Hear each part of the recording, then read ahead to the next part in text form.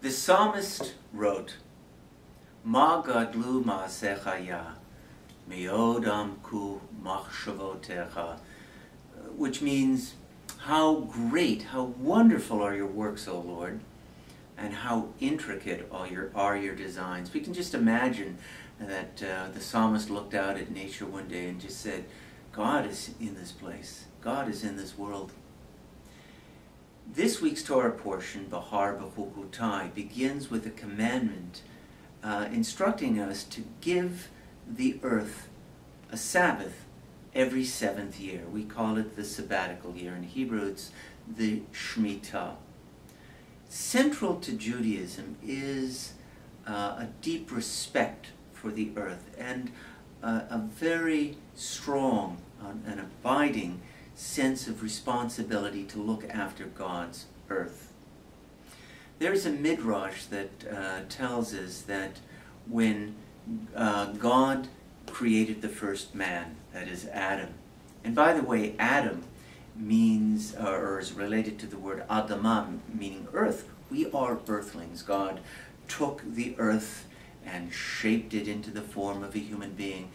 And God did something very important, something that distinguished us from the other creatures. God breathed the Ruach Elohim, that is, the divine consciousness within us, making us the bridge between earth and heaven, between the material and the spiritual world. And according to the Midrash, God takes Adam around the Garden of Eden, showing him all of the wondrous things that existed there. And he says to Adam, do not destroy this world, because if you do, there will be no one left to repair it. This week's Torah portion tells us that we should let the earth be fallow 1 out of 7 years. Every 7th year, we should give the earth a Sabbath. Now, Rashi, the medieval commentator, took a very practical point of view when he was understanding, when he wrote about this particular mitzvah.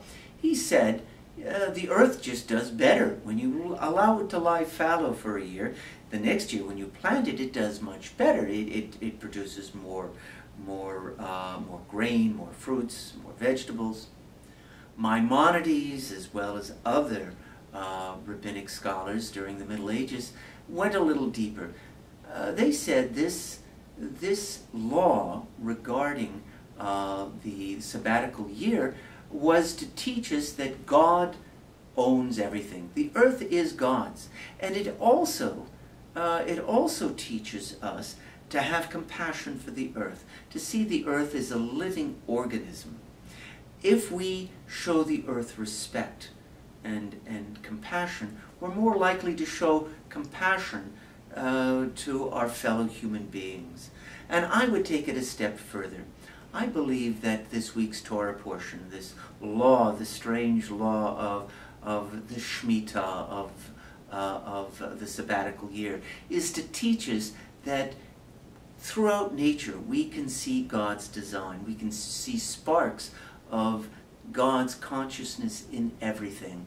And the earth, nature, the air we breathe, the trees that are in our neighborhoods, the water we drink, the mountains, the forests, the deserts are all filled with divine wonder. And we should treat nature as such, as something full of spirituality. Ma gadlu ma'asecha ya, me'od amku machshavotecha. How beautiful are your works, O Lord. How deep and intricate are your designs. Shabbat Shalom.